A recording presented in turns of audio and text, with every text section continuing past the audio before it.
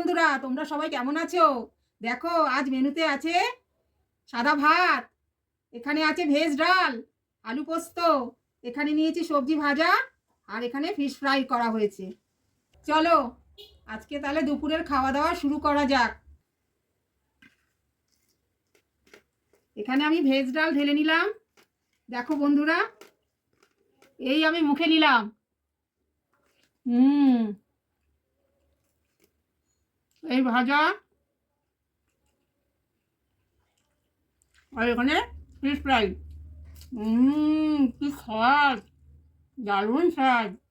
এবার চলো এই ডালের সঙ্গে একটু পোস্ত নিয়ে খাওয়া যাক।